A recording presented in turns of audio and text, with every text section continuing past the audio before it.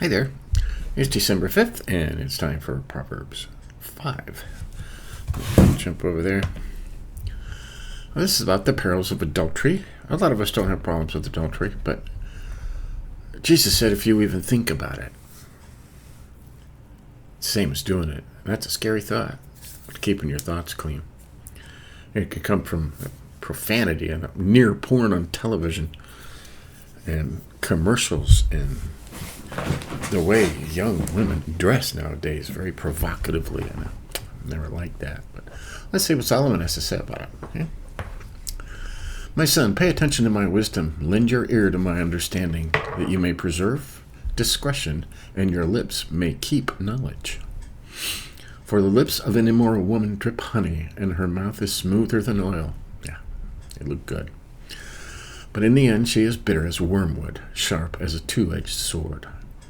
Her feet go down to death, her steps lay hold of hell.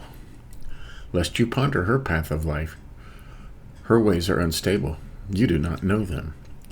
Therefore hear me now, my children, and do not depart from the words of my mouth. Remove your way from her, and do not go near the door of her house, lest you give your honor to others, and your years to the cruel one. Lest aliens be filled with your wealth, and your labors go to the house of a foreigner. Well, and you mourn at last when your flesh and your body are consumed, and say, how I have hated instruction, and my heart despised correction. I mean, people say that. Let's just highlight this whole thing. Okay?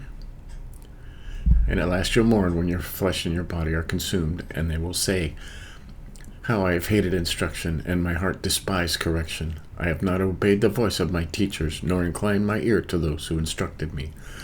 I was on the verge of total ruin in the midst of the assembly and congregation. Well, and I always like this one. Drink water from your own cistern, and running water from your own well. Right? Stay at home. Right? Get your sustenance from home, from your wife, your husband.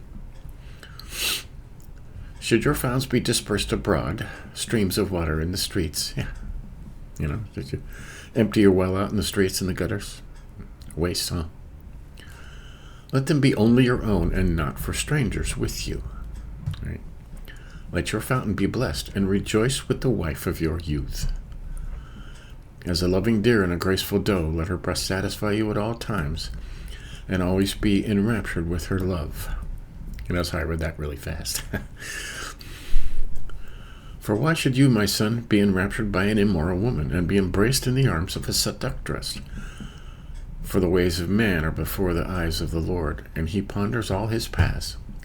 His own iniquities entrap the wicked man, and he is caught in the cords of his sin. He shall die for lack of instruction, and in the greatness of his folly he shall go astray.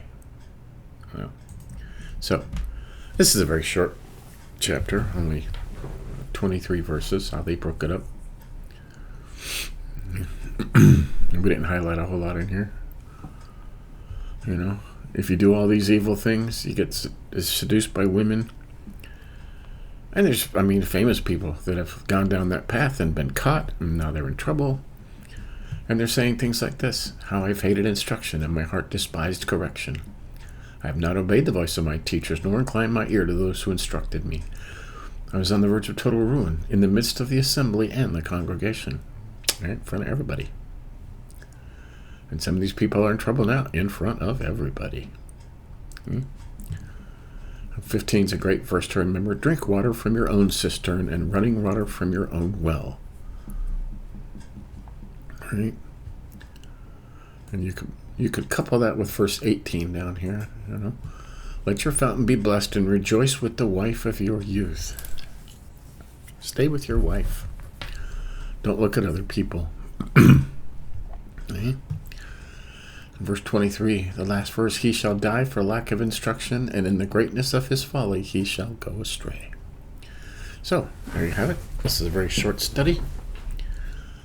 That's Proverbs 5, the perils of adultery. And that can be in your mind too, okay? your mind can go there, and you don't have to do it in the flesh. You could do it in your mind, and it will still consume you. There are people that are consumed by stuff they can't have. Women they can't have, and it's doing the same damage. So pray to God to take those urges away. Love your wife. Love your spouse. And spouses don't hold back. Just be available. Be there. So that's Proverbs 5. We'll keep doing this. Any questions? Feel free to ask. If I don't know the answer, I'll get the answer. See you tomorrow.